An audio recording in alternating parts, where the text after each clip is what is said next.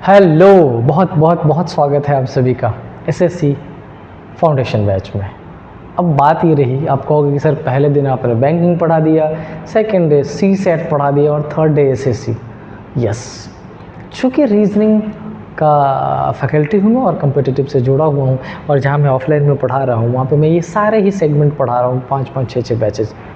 बच्चों से कनेक्टिविटी रही तो बच्चों का ये रहा कि सर एसएससी का पेपर आने वाला है सीजीएल का, तो क्यों ना उस पर काम किया जाए। और मुझे भी लगा कि हाँ, अगर मैं हेल्प कर सकता हूँ तो क्यों नहीं करनी चाहिए। ऑल्दो सी प्रायोरिटी वाइज अगर देखें तो ऑफकोर्स मेरा प्रायोरिटी सी सेट है, सेकंड बैंकिंग है और थर्ड एसएससी है। लेकिन अगर ये बोलोगे कि आप पढ़ाने में भी प्रायोरिटाइज कर रहा हूँ, ऐसा नो। पूरी एनर्जी से जैसा मैं सी सेट में पढ़ाता हूँ वैसा ही बैंकिंग, वैसा ही एसएससी। डन। तो एक बहुत ही शानदार प्लेलिस्ट मैंने आपके लिए क्रिएट कर दिया है, जिसमें हर वीक में 2 लेक्चर में डालूंगा एसएससी का। किस पैटर्न पे, let me explain, but before explain, ये एक बहुत ही शानदार बैच होने वाला है जिसमें न केवल सीसेटी के टीयर 1 के बारे में, मतलब जो दूसरा मेंस का पेपर होता है टीयर 2 का होता है, उसमें भी रीजनिंग के 30 क्वेश्चंस आते हैं। दोनों के पीवाईक्यू पे बेस्ड ये सेशन चलाने वाला हूँ जो आपको बहुत हेल्प करेगा। तो अगर आपका कोई दोस्त, अगर आप बैंकिंग के स्टूडेंट हो, सी सेट के स्टूडेंट हो जो मेरे चैनल से जुड़े हुए हो, आपका कोई भी दोस्त अगर एसएससी का प्रिपरेशन कर रहा हो और कहीं भी डिफ़िकल्टीज आ रहे हो, बेझिझक इस चैनल को शेयर करिए, उन तक सब्सक्राइब करिए, ताकि अपन बहुत शानदार काम कर सकें। देखो इसमें करने क्या वाला हो, फिलहाल तो एवरी वीक या एवरी लेक्चर में मैं टारगेट करने वाला हूँ सिर्फ 5 क्वेश्चंस को, ओनली 5 क्वेश्चंस, ज़्यादा नहीं। और वो 5 क्वेश्चन सिर्फ 15 मिनट्स का होगा, बहुत लंबा टाइम मैं आपका नहीं लेने वाला हूँ। लेकिन मेरी कोशिश ये रहेगी कि उस पर्टिकुलर 5 क्वेश्चंस में जो चैप्टर है, उस चैप्टर के जो बेसिक्स है, मैं वो भी आपको साथ में बताता चलूँ। अब समझ रहे हो बात? मतलब एक क्वेश्चन अगर मैं 1 मिनट में सॉल्व करूंगा तो जो नेक्स्ट 2 मिनट होगा उसमें बेसिक कोशिश करूंगा ज़्यादा से ज़्यादा दे दूँ। लेकिन अगर आपको ऐसा लगता है कि उतने से काम नहीं चलेगा, तो एसएससी फाउंडेशन बैच का पूरा प्लेलिस्ट मैंने तैयार कर रखा है, उसका लिंक मैं चैनल पे शेयर कर दूंगा इस वीडियो के डिस्क्रिप्शन में, आप वहाँ से जाके देख सकते हैं। करेक्ट है? चलो शुरू करते हैं। 2025 में पूछे गए रीजनिंग के पहले 5 क्वेश्चंस का। अच्छा, आपको पता है टोटल नंबर ऑफ क्वेश्चन कितने आते हैं? 25 फर्स्ट पेपर में, यानी कि प्री में, एंड 30 सेकेंड में। करेक्ट है ना? कितने मार्क्स का होता है? आपको पता है कि प्री में पर question 2 marks so 50, and mains में पर क्वेश्चन 3 मार्क्स सो 90। राइट? अच्छा, एक बात बताओ, क्या इस पर्टिकुलर क्वेश्चन को आपने इस टॉपिक के अंदर पढ़ा है क्या, जिसका नाम है क्या? Mathematical operation. यही है ना मैथमेटिकल ऑपरेशन? अच्छा, मैथमेटिकल ऑपरेशन बेसिकली होता क्या है? मैथमेटिकल ऑपरेशन में होगा क्या बच्चे?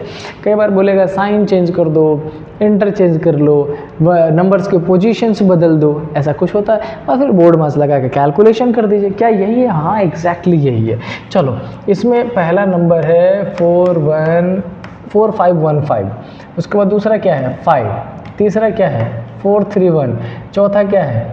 3, और पांचवा क्या है? 821। अच्छा, अब करना क्या है? करना क्या है? ये ऊपर गिवन है, यहाँ पर लिखा है if plus and minus are interchanged. इसका मतलब यहाँ पर माइनस आ जाएगा, यहाँ पर प्लस, तो 5 के बाद जो माइनस होना था वो प्लस करेंगे, और 3 के बाद जो प्लस होना था वो माइनस। बस यही कर रहा और कुछ भी नहीं, बहुत ज़्यादा मुश्किल नहीं। हाँ, चूँकि पेपर में अगर आप प्री की बात कर रहे हैं तो आपके पास सिर्फ 60 मिनट होता है, और 60 मिनट में 4 डिफरेंट सेगमेंट, 200 का क्वेश्चन, और उसमें भी क्वालिफाई करने के लिए 150 प्लस जाना पड़ता है, तो आपके पास टाइमिंग थोड़ा सा कम रहता है, नो डाउट, तो मुश्किल लगेगा। अच्छा, अब क्या बोला है? अब उसके बाद दूसरा बोला है मल्टीप्लिकेशन और डिवीजन को चेंज कर दीजिए। तो मल्टीप्लिकेशन जो पहले था, यहाँ पर अपन क्या करने वाले हैं? डिवीजन, और डिवीजन जो था 431 के बाद उसमें हम क्या करने वाले? Multiplication and these are the concept, इसी को करना है।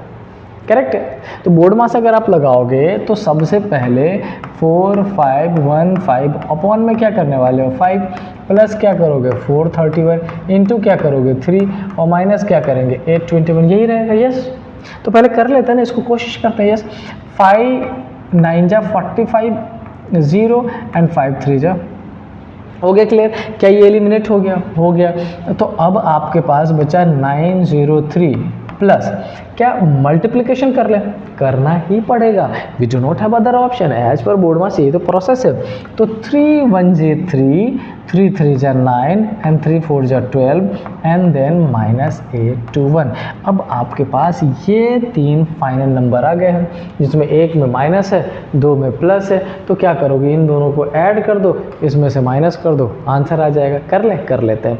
3 3 6 9 तो 9 ही हो जाएगा, 2 और 9 11, इट मीन्स 1 1 और 1 2, 2 1 9 6 में से माइनस करना है 8 21, 6 से 1 गया 5, क्या 3 3 5 आ जाएगा, 1 3 3 5 पॉसिबली, 9 से 2 गया 7, ये आ गया 1 3 7 5। So this is the correct answer.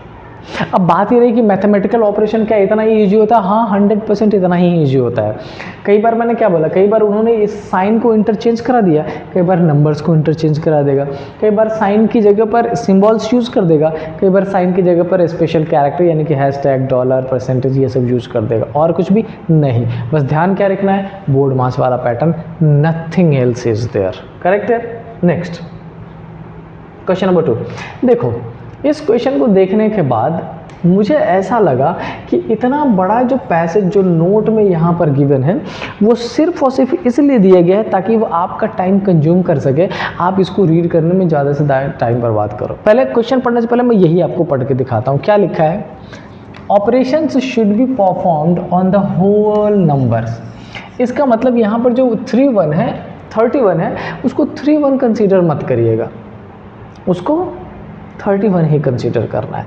यहाँ पर 152 है, उसको 152 कंसीडर मत करिएगा। कई बार अपन नंबर सीरीज में चले जाते हैं ना कि आपस में नंबर्स का डिजिट्स जो है, डिजिट्स में मल्टीप्लिकेशन, डिवीजन, एडिशन, सब्ट्रैक्शन करना शुरू कर देते हैं, इसने उससे मना किया है। Nothing else is there without breaking down the numbers into in constituent digit. Like 13 को आप 13 सच आप कैसा 1 3 breaking out 13 into 1 and 3 and then performing mathematical operation 1 3 is not correct। मतलब सिंपल है कि आपको बेस नंबर जैसा ही रखना है और कुछ नहीं करना। तो रिलेशन क्या है वो देखो, एक नंबर जो 13 है वो रिलेटेड है किससे, 152 से, और दूसरा नंबर जो 47 है वो रिलेटेड है किससे, 168। अब मुझे एक बात बताओ, सिंपल सी बात बताओ, मैं कुछ खास नहीं बताने जा रहा हूँ क्योंकि एसएससी का रीजनिंग मुश्किल नहीं होता, नंबर सीरीज में थोड़ा सा टिपिकली मैथमेटिकल ऑपरेशन में होता है, अदरवाइज कुछ भी नहीं आप कर लोगे। अगर मैं इसको रीड ना करके डायरेक्टली यहाँ देखा होता तो क्या मैं ऐसा कर लेता कि इसको इसमें से अगर माइनस करेंगे तो कितना बच रहा है, 139 बच रहा है क्या, यस। अगर इसको इसमें से माइनस करेंगे, 47 ही था ना, 47 इज रिलेटेड टू 168, क्या कुछ पैटर्न बनेगा इसमें, सॉरी यहाँ पे मैंने गलत कर दिया था, ये 13 नहीं है बच्चों, ये 31 है, ये 31 है। अगर 31 को माइनस करेंगे तो 2 से 1 गया 1, 5 से 3 गया 2, 121। अच्छा, अब अगर यहाँ पे सब्ट्रैक्शन करेंगे तो 8 से 7 गया 1, 6 से 4 गया क्या हो जाएगा 2, फिर से 8 से 7 गया 1, ये 1 हो जाएगा। क्या ये पैटर्न हो गया? क्या कुछ भी है इसमें? क्या इसको रीड करना ज़रूरी है? मैं कहूँगा नो, आपको करने की ज़रूरत नहीं है। अगर आपको number series, mathematical operation, missing number, wrong number का पैटर्न पता है तो क्वेश्चन बेटा आज भी वही है जो पहले पूछा जाता रहा है।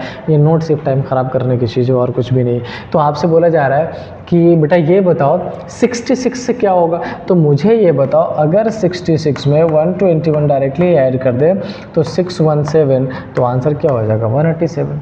लेकिन चूँकि ये काम दिया गया, काम कराया गया, क्यों कराया गया? ताकि आपका टाइम कंज्यूम किया जाए। और ये बेटा प्री का क्वेश्चन है, अपन इस क्वेश्चन को अगर 15 सेकंड्स में ज़्यादा कर रहे हैं, इससे ज़्यादा में कर रहे हैं, मतलब हम अपना टाइम ख़राब कर रहे हैं। समझ आ रही बात? यस। Next question number 3। अब ये क्या कह रहा है, ये कहानी क्या बोल रहा है, 6 letters are written on different faces of a dice, 2 position of this dice are shown in the figure. देखो ये मैंने ऐसे लिख के ले तो आया हूँ, मैं इसको सेपरेट करके कुछ ऐसा बना दे रहा हूँ, आप समझ लेना। सपोज कर लो एक डाइस के 2 डिफरेंट पार्ट्स की बात की गई है और उसमें करना क्या है वो समझ लिए। क्यू वी जेड, अगर मैंने ये क्यू ले लिया तो इस साइड वाले को वी और जो अपर वाला है ना उसको मैं जेड कंसीडर कर रहा हूँ, क्यू वी जेड। वैसे ही अगर मैंने ऊपर वाले को टी ले लिया तो फिर इस साइड वाले को वी और अपर साइड को एल कंसीडर करके मैंने एक शेप बना दिया। मैंने उसी पैटर्न पे लिखा था, क्यू के बाद वी, वी के बाद जेड, टी के बाद वी, वी के बाद एल, किसमें क्लॉकवाइज। अब question, find the letters on the opposite face of Q, हमसे पूछ रहा है क्यू। तो देखो डाइस मैंने जब कभी आपको पढ़ाया मैंने आपको बताया होगा कि डाइस का दो पैटर्न, एक जिसको हम स्टैंडर्ड डाइस बोलते हैं और एक जनरल डाइस बोलते हैं। या इसको हटा भी दें, ये स्टैंडर्ड जनरल से बाहर ही निकल के देख लेते हैं। कई बार नंबर का एडिशन होता है, कई बार नंबर का एडिशन नहीं होता है। जब नंबर का एडिशन नहीं होना होता है यानी कि स्पेशल कैरेक्टर, अल्फ़ाबेट या लेटर्स कुछ भी यूज करते हैं तो अपन कैसा करते हैं, तो हमें तीन पैटर्न है। पहला पैटर्न जिस रूल को बोला जाता है कोरामाइन। कोरामाइन एक्चुअल में क्या होता है, देखना होता है कि क्या इस दोनों डाइस में कोई एक ही कॉमन है क्या, T V L Q V Z क्या एक ही कॉमन है क्या। हाँ, अगर एक ही कॉमन है, दोनों में वी और वी कॉमन है तो मैं वी और वी को लिख देता हूँ। इस वी के बाद एल और एल के बाद टी, इस v के बाद z और z के बाद q। हमसे किसका अपोजिट पूछा गया था, q का अपोजिट क्या हो जाएगा, t is the correct answer. ये पहला पैटर्न था, बहुत सिंपल होता है, एक ही बार टर्न कर दो। अच्छा, एक में क्लॉकवाइज तो दूसरे में क्लॉकवाइज, एक में एंटी क्लॉक चलते तो दूसरे में भी एंटी क्लॉक ही चल लेते। क्या इतना मुश्किल नहीं है, मुश्किल। अच्छा, अगर ऐसा नहीं होता, अगर दो कॉमन होता तो मैंने आपको सेम टू बता रखा है। अगर दो कॉमन से नहीं, अगर तीसरे पे चला जाता तो मैंने उसके लिए भी पैटर्न बता रखा है आपको। बेसिक क्लास का लिंक मैं शेयर कर दूंगा इसमें, आप वहाँ से जाके देख लेना, डाइस एंड क्यूब वाला, उसमें बता रखा है जब हमें डाइस में किसी एक अपोजिट को पूछा जा रहा है और प्रॉपर पैटर्न नहीं दिख रहा हो तो उसके चार नेबर ढूंढ लीजिए, क्योंकि एक पर्टिकुलर फेस को चार कनेक्टेड होता है तो पाँचवा अपने आप अपोजिट हो जाएगा। डन, इतना मुश्किल नहीं है, बहुत सिंपल सा है। नेक्स्ट क्वेश्चन, अब जरा इस क्वेश्चन में देखो, फिर से इतनी जो कहानी इन्होंने बना दी है, कितनी कहानी, इतनी जो कहानी इन्होंने रच दी है। ऑल्दो सी, मैं फिर से ये तो नहीं बोलूँगा कि टोटली यूज़फुल नहीं है। इस पर्टिकुलर यहाँ जो पढ़ोगे तो उसमें एक हेल्प तो ये मिल ही जाता है कि भाई नंबर में डिजिट्स में कन्वर्जन नहीं करना है, लेकिन टाइम ही क्यों यूज़ करना, डायरेक्टली यहाँ देख के रिलेशन मेंटेन करेंगे अपन। ये अगर रीड करने चले गए आपका 10 सेकंड ख़राब हो जाएगा, नहीं करना वो। मैं अपने एसएससी के ऑफलाइन बैचेज में भी और ऑनलाइन बैचेज जो आज से शुरू कर रहा हूँ मैं आपको पढ़ाना, मेरी कोशिश यही रहेगी कि आप एग्जैक्ट डेटा तक पहुँचें। अच्छा, एक बात बताओ, इसका अगर सब्ट्रैक्शन देख लो, सब्ट्रैक्शन करोगे 15 में से 9 गया कितना हो जाएगा, 6, ये हो गया 2 से 1 गया 1, 3 से 1 गया 2, 216 फर्स्ट का सब्ट्रैक्शन है। अच्छा, 8 से 2 गया 6, 5 से 5 गया 0 और 3 से 1 गया 2, 206 का है। हो सकता है ऐसा सीरीज एक चल रहा हो, कुछ भी पैटर्न। 7 से 1 गया 6, 1 से 1 1, 3 से 1 2, 216। इसका मतलब आगे चेक करने की ज़रूरत नहीं, यही आंसर है क्योंकि इसमें मिसमैच हो रहा है। अच्छा, 8 से 2 गया 6, 10 से 9 गया 1 और ये 2 हो जाएगा 216। So that is the correct answer. क्या बताओ, अगर ये चीज़ें नहीं लिखी होती पुराने पैटर्न पर, डायरेक्टली आपको ये क्वेश्चन दे देता, क्या आप निकाल पाते, नहीं निकाल पाते, यस और नो, यस 100% यस, तो क्या नहीं लगता आपको कि ये टाइम ख़राब करने की चीज़ है। आगे चलो, नेक्स्ट क्या है, यस। ये तो बहुत बेसिक क्वेश्चन है, लेकिन चूंकि पेपर में पूछ रखा है तो मैं पूरा ही पेपर मुझे सॉल्व कराना है, तो मैंने सोचा क्यों ना क्वेश्चन कर ही लो। बहुत सिंपल सा क्वेश्चन है। वर्ड क्या लिखा है, NAME, और इस नेम को इन्होंने क्या बोल दिया है, FNBO। मुझे ऐसा लग रहा है बेसिकली ये पैटर्न ऐसा है, N से O, A से B, M से FB, FNBO, मैंने ये N होगा, FNB, M से N और E से F, यानी कि +1 करके और एक्सचेंज का पैटर्न कर दिया। एक्सचेंज का मतलब कि जो है उसको प्लस करके सेम सामने ना रखे, उसको इंटरचेंज एक्सचेंज वाला पैटर्न। और कुछ नहीं, तो आपसे क्या पूछा गया है, नेल का बता दे भाई, तो ये रहा NAIL, N का क्या हो जाएगा M, A का क्या B, I का क्या J और L का क्या M, N का सॉरी O हो जाएगा, तो ये NJBO,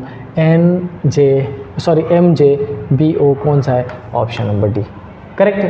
तो देखो ये थे आज के 5 क्वेश्चन, और एसएससी के क्वेश्चन रीजनिंग के तो बहुत सिंपल है, मुझे लगता है कि शायद 10 क्वेश्चन पर लेक्चर कर देने चाहिए, लेकिन चूंकि आज मैं जल्दी में सारे क्वेश्चन करा गया। आगे से मेरी कोशिश ये रहेगी कि अगर ब्लड रिलेशन क्वेश्चन आता है तो ब्लड रिलेशन का बेसिक बताऊँ, कोडिंग डिकोडिंग आता है तो बेसिक बताऊँ, डाइस क्यूब आता है तो बेसिक बताऊँ, जो भी टॉपिक है, ताकि मैं सिर्फ क्वेश्चन नहीं, क्वेश्चन के साथ सोल्यूशन, और सिर्फ वो क्वेश्चन नहीं, वो बताते चलो कि आगे कितने भी क्वेश्चन है उसका सोल्यूशन आप कर पाओ, राइट। साथ में क्योंकि ऑलरेडी प्लेलिस्ट बना रखा है मैंने चैप्टर वाइज, वन शॉट, अलग अलग पार्ट्स में, मैं सबका लिंक शेयर करूंगा इसके डिस्क्रिप्शन में। अगर आपको ज़रूरत लगे तो वहाँ से पढ़ लीजिएगा, बहुत आसान होता है, बिल्कुल मुश्किल नहीं है, करेक्ट है। तो इसी पैटर्न पे जुड़े रहेंगे, अपन काम करते रहेंगे बहुत शानदार तरीके से, और मैं उम्मीद करता हूँ कि आपको बहुत ज़्यादा पसंद आएगा। लेकिन अगर पसंद आता हो तो आपकी जिम्मेदारी बनती है शेयर और सब्सक्राइब करने का। अच्छा, अब मैं थोड़ी सी बात कर लेता हूँ किस चीज़ की, प्रमोशन की। मेरे इसके अलावा एक चैनल और है जो नाम यही है, इसी नाम से, दैट इज़ प्रियडा, लेकिन वो आप देखोगे उसमें आपको मिलेगा ये लिखा हुआ सफ़र, ठीक है। दूसरा एक चैनल है जिसका नाम है ये जन्ना डिवोशन। इस पे म्यूजिकल कुछ ऐसी चीज़ें जो मैं बहुत जल्दी ही लेके आने वाला हूँ, बहुत शिद्दत से लगा हुआ, बड़ी मेहनत से काम कर रहा हूँ, और मैं उम्मीद करता हूँ कि आप सब जब उस चैनल पे पहुँचेंगे आपको जो चीज़ें दिखेंगी बहुत ज़्यादा पसंद आएगा आपको। तो एक बार इस चैनल तक ज़रूर रीच बनाए, क्या पता जो कंटेंट वहाँ पड़ा है वो आपको मज़ा दिला दे पढ़ने में और कुछ करने में, राइट। तो मिलते हैं नेक्स्ट क्लास में, खूब शानदार तरीके से पढ़ते रहिए, प्रैक्टिस करते रहिए, डाउट्स है तो शेयर करते रहिए। See you there in the next class. Till then, stay happy. Jai Hind.